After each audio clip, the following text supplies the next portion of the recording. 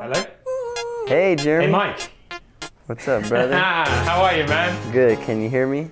Yeah, I can hear you perfectly well. Okay, cool. So look, thanks a lot for giving me some time today. It's a massive honor, right, Mike, to have your support. And the first thing that I wanted to ask you, Mike, is you've had this incredible career. I mean, amazing music, massive following. You're doing all of this stuff with the podcast and talking to wonderful people, inspiring people. And I just wanted to ask, what's the latest? What are you up to right now? Yeah, so I just finished a new album that will probably be released in January 2019. So I've really been spending the better part of the last 2 years working on that album. And I just completed it, just turned it in.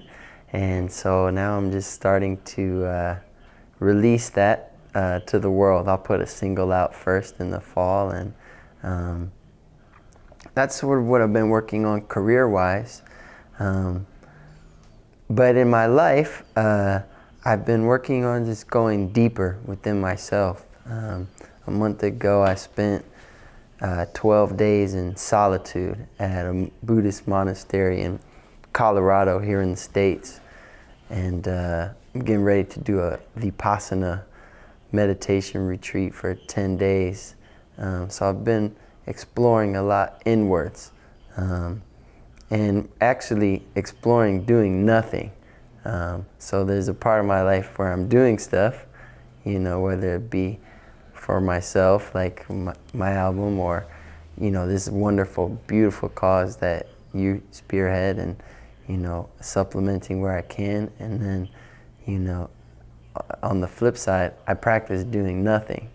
They call that arahant in the Buddhist tradition. In the old Chinese tradition, there's a thing called Wu Wei, which was powerful inactivity. It's just being still, which turns out is actually one of the hardest things to do. And but I think it's important because a lot of times when we're active, we're messing stuff up. A lot of times when we're being productive, or we're ruining the planet or relationships, or so I don't believe in productivity at all costs. And I think in place of that, I believe in conscious productivity, but there also has to be the ability to be still. And those go hand in hand to me. Wow, Mike. Wow. It's amazing hearing you talk. The music is one thing, and we all love that, and that's massive dedication. But the other side of that, to hear you talking about being still and solitude and looking within, and finding that quiet space. That's beautiful and inspirational, and wow, thanks for sharing that. Really appreciate it. Yeah. So look, let me ask you something else then, off the back of that, and that is, what do you think of this idea? We were connected, and thank goodness we were, but I know that you're, a sort of great believer in the concept of a moment of unity, a moment of, that we can sort of shift the level of consciousness around the fundamental issues that we face by coming together as one, and there being real strength in that. But I wanted to ask you, what do you think of the idea of this peace day, this day to reduce violence, this day of ceasefire? What is it about it that triggers you to want to support and raise awareness of it? Well, I just think it's totally possible. And I know you've used the analogy before of it's like a drop of dye in a glass of water. If we can do it one day, then we can do it 2 days, and, hopefully 365. And I think, violence is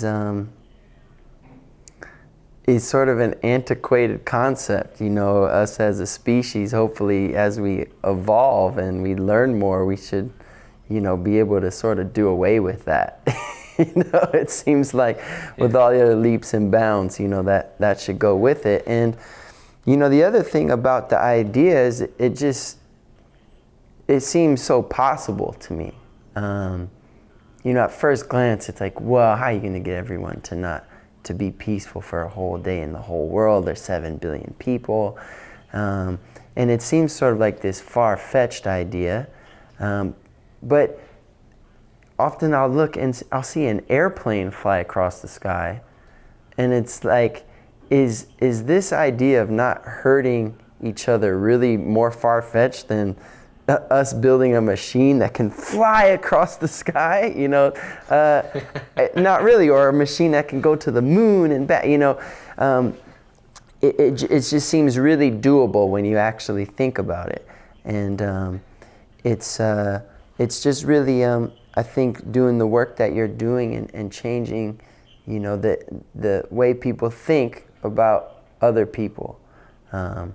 If we cannot see others as others, you know, you think about someone you love, we all sort of have a list of people we love, and hopefully we wouldn't do anything to hurt those people.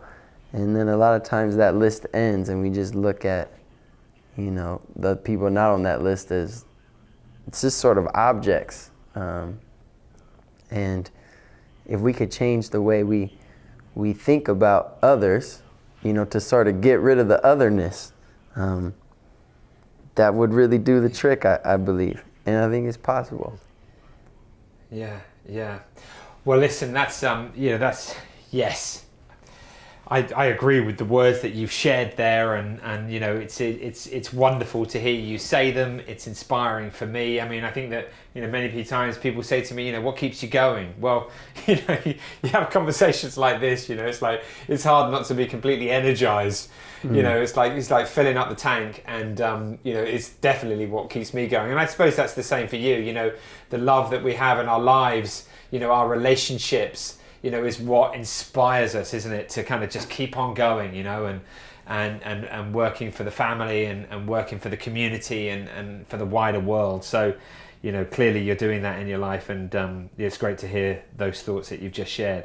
One of the things that I was going to talk to you about was this year's Peace Day, but actually, you know, we've got the 20-year celebration of Peace One Day next year, 20 years exactly, on the 21st of September 2019. So one of the things I wanted to ask you today is, you know, your album's going to come out in January. You're going to have a busy year, but Mike, I would love it if we could be together for that 20-year celebration. And I just wanted to ask if you'd think about putting the date in your diary for next year. Yeah, man.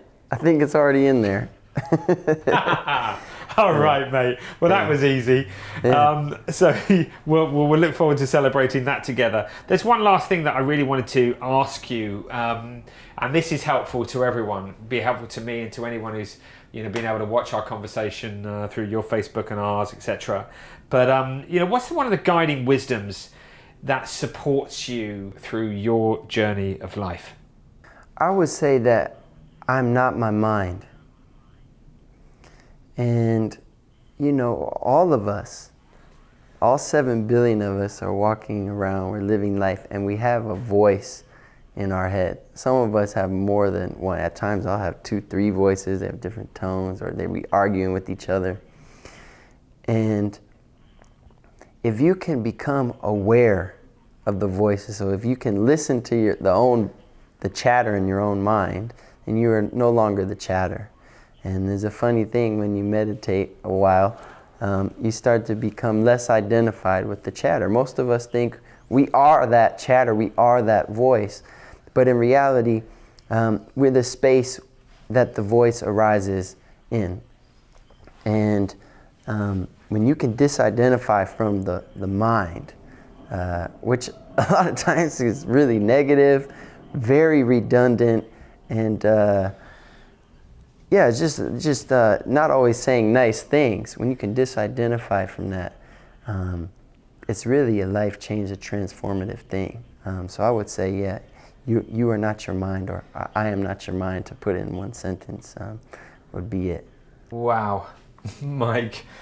Well, it's just great to know you, and to be connected, and to work alongside you to raise awareness of this important day, to help the manifestation of a moment of unity on the planet like the world's never seen. And you know, that's what we're on our way to achieving, and it just takes all of us working together. And I hope that your words have inspired those who have seen this film to, you know, get involved on the 21st of September, to think about, you know, who you'll make peace with on the day, you know, bring the family together, etc. So, you know, Mike Posner, I'm so grateful to you for sharing time with me. Thanks a lot for the call today, Mike. Oh, thank you so much, and everything you said to me, right back at you, brother. Good luck. Be thinking of you. Speak soon. All right, Jeremy. Have a good one.